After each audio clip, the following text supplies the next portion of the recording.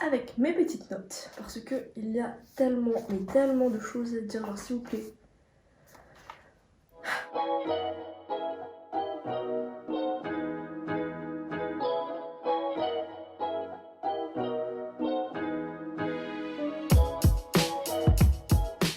Aujourd'hui, on va parler d'un sujet qui est assez intéressant et qui est aussi sujet à énormément de discussions, qui est le véganisme. Qu'est-ce que c'est que le véganisme déjà? Pour les personnes qui en fait, on le trouve souvent, on fait tout le temps ce problème. On a toujours ce problème, on confond le véganisme et le végétarisme. Végétarisme. Ouais. Donc quand on est vegan, les personnes véganes sont des personnes qui ne mangent ni viande, ni produits laitiers, animaux, bref, rien du tout, produits animaux. J'en ai marre les gars, je perds de mon français. Bref. Les végétariens, eux, ne mangent ils mangent tout en fait, ils ne mangent que ce qui s'empêche de manger en fait c'est la viande. Il y a quelques semaines, donc vraiment pas longtemps, ça fait 2-3 semaines, j'ai eu un genre de... En vrai j'ai regardé le film The Game Changer qui est très bien sur Netflix. J'ai regardé ce film et le jour même je me suis dit écoute Sophia, tu ne perds rien, tu cherches à augmenter tes capacités pour être plus efficace. J'ai regardé ce film vraiment dans les pires conditions de tous les temps et je regrette parce qu'il était vraiment très bien fait. Chose que j'ai tout noté ici, pas que ce film ainsi que d'autres recherches que je me suis amusée à faire depuis ces 3 dernières semaines. Le véganisme, cette vidéo va durer tellement longtemps, je vais passer 20 ans à la couper. Donc, je suis devenue végane. Sans sucre, donc de nature, on va dire modifiée, je ne mange plus de tout ce qui est industriel. Je fais le jeûne intermittent qui m'a fait arrêter de manger à 5h de l'après-midi et je commence à remanger à 7h du matin, ce qui est aussi très sympa. Je suis dans la zone diet revisitée. Qu'est-ce que c'est que la zone diet? Donc c'est une diète qui... Je ne suis pas vraiment d'accord avec cette diète parce qu'elle ne me plaît pas du tout. En vrai, c'est juste que je me suis inspirée de son principe, c'est de connaître un peu tout ce que tu manges. C'est-à-dire, je me suis fait une liste de tous les aliments que j'aime. Tous les aliments que j'aime. Donc j'ai passé, ça fait 3 jours en vrai, j'ai fait cette liste. J'ai passé tout ce temps à noter tous les ingrédients que j'aime, à noter tous leurs macros, à noter leur indice glycémique, un peu de tout. Et ce que dit la zone diet, c'est qu'il faut une consommation forte en protéines et basse en glucides. Ce que je n'adhère pas du tout. Ce que je ce n'est pas mon truc. Donc je ne veux plus. Avec le sport que je fais, j'ai besoin de glucides. Je me suis inspirée en fait du fait de connaître un peu tout ce que je consomme pour le placer à chaque fois que je dois manger un truc. Je sais quelle quantité je dois prendre, pour quelle source d'énergie, à quel moment, pourquoi, comment, etc. Suite à cela, je voulais regarder un film qui s'appelle The Good Health, un truc comme ça, sur Netflix. Et ce film m'a vraiment pas touchée, mais plutôt m'a fait ouvrir les yeux. Étant donné que je suis végane, du coup, comme je l'ai dit, depuis 3 semaines, je n'ai pas consommé assez... Je n'ai pas... Non mais le français là c'est pas possible. Voilà. Je n'ai pas consommé de produits laitiers depuis 3 semaines. Vraiment 0 produit laitier, c'est-à-dire même pas une bouchée d'un petit truc, rien du tout. The Game Changer c'est plus dans le sens sportif. Bien sûr, on parle aussi de tout ce qui est planétaire, c'est-à-dire que les viandes elles prennent énormément, par exemple 70% d'eau pour un petit steak comme ça.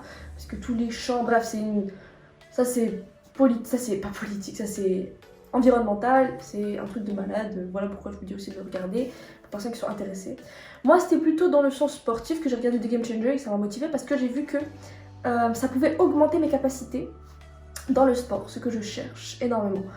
Avec énormément de petites techniques qui m'ont vraiment beaucoup plu.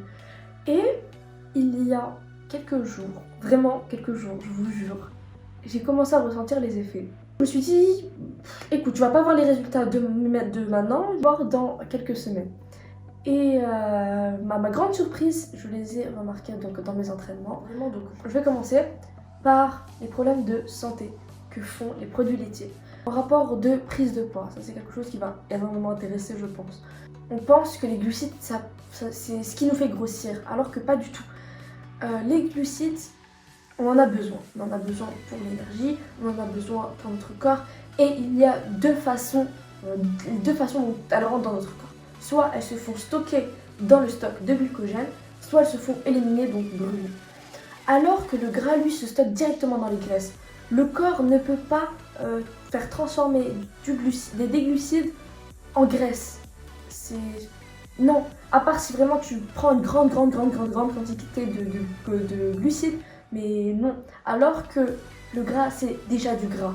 Il ne fait que se placer, que bloquer les cellules de notre corps qui, du coup, se retrouvent, les cellules musculaires qui se retrouvent enrobées de gras.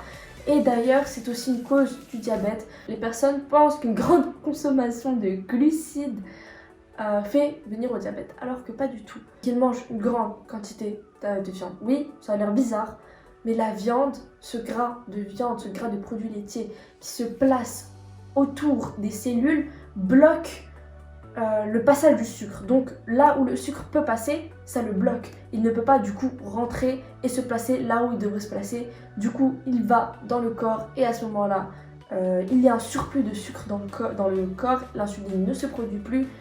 Et voilà le problème. Donc au lieu de chercher la fin du problème, au lieu de dire à un être humain qu'il ne peut pas manger de sucre, oui, le sucre est mauvais pour la santé, mais comme tout en excès, faut en manger raisonnablement, faut savoir choisir les bons sucres, alors que les produits animaux, du début jusqu'à la fin, c'est problématique. Oui, c'est une grande source de protéines, mais tu peux trouver des protéines dans énormément d'autres choses. Voilà pourquoi est-ce que le sucre se retrouve à s'accumuler dans le sang et que le diabète apparaît. Il y a une étude qui a été réalisée par l'EPIC, European Prospective Investigation and Nutrition in Cancer and Nutrition. Sur 500 000 personnes, ils ont remarqué que la consommation de glucides faisait au contraire diminuer le taux probable de diabétisme possible. Donc, manger du sucre, pas du sucre naturel, pas le sucre carré blanc. Je parle de manger du sucre, manger des glucides peut faire baisser le taux la probabilité d'avoir le diabète, ce qui est incroyable, je trouve. Maintenant, je vais juste donc vous parler des aliments. Les produits qui sont, on va dire, nocifs. Par exemple, on a les œufs. C'est une grande consommation de cholestérol et de gras saturés qui sont ils changent notre niveau hormonal et augmentent notre taux de cholestérol dans le corps. Le poulet, lui, est une grande source de sodium carcinogène, qui signifie cancérigène. Pas que le poulet, je parle du poulet parce qu'ils ont trouvé que c'était une grande source, mais bien sûr, et toutes les viandes en fait, une fois qu'elles sont grillées, une fois qu'elles sont cuites, aussi les produits, produits laitiers, crée énormément de problèmes et de maladies auto-immunes comme la sclérose en plaques comme je disais tout à l'heure, le diabète, le rhumatisme et ainsi que l'exaspération de l'asthme et un million d'autres maladies. Une autre raison pour laquelle on dit qu'il faut consommer du lait de notre on va dire jeune âge, donc après avoir passé l'allaitation, on dit que ça renforce les os.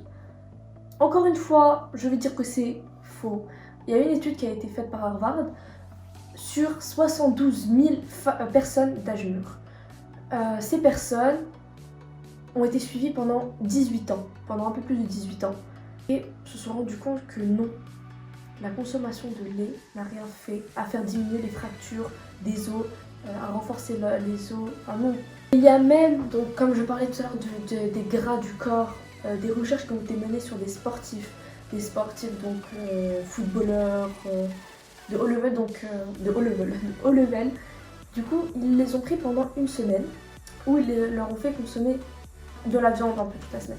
La semaine qui a suivi, ils leur ont fait consommer seulement des produits vegan. Donc, pas de viande, pas de lait, pas de milk, pas de rien du tout. Et ils leur ont fait 2 prises de sang, donc à la fin de la première semaine et à la fin de la deuxième semaine. Ils se sont rendus compte que le flacon de sang qui était de la première semaine, le sang s'était mixé avec le gras de l'animal, des animaux qu'ils ont commencé à mettre. Donc le gras animal s'était mélangé au sang. Dans la deuxième semaine, le sang était propre. Il n'avait 0 g de gras mélangé. Vraiment, je vais essayer de trouver une image juste de cette partie-là et vous verrez que Le gras de l'animal était vraiment disgusting, c'était dégueulasse de le voir mélanger au sang. Dans une année, il y a près de 17 millions de personnes qui meurent à cause de problèmes cardiovasculaires dus à leur alimentation. Et je sais pas pour vous, mais moi je trouve ça vraiment horrible de se dire que la société nous fait consommer des choses dont on ne connaît même pas la provenance, on ne sait pas qu'est-ce qu'il y a dedans, on ne dit même pas qu'elles sont cancérigènes ou pas. On nous dit de les consommer et ensuite on se retrouve à avoir énormément de problèmes durant notre vie. Et personnellement, je ne veux pas vivre comme ça, alors j'ai décidé de suivre mon véganisme. Mais je vais essayer de trouver toujours des alternatives pour ne pas me priver, pour ne pas être frustrée. Mais non, je ne consomme plus de produits animaux ni d'animaux en eux-mêmes. Et pour le moment, je trouve que ça fait énormément de bien à mon corps. À vous d'essayer si vous le voulez. Je vais vous mettre un peu toutes les sources que j'aurai donc dans la barre de description, la barre d'infos. Et je vous souhaite une bonne après-midi. Dans une journée, on n'a pas énormément de temps. Et on se retrouve en fait à faire rien du tout parce qu'on se dit j'ai pas le temps pour faire ci, j'ai pas le temps pour faire ça. Je passe le tiers de ma journée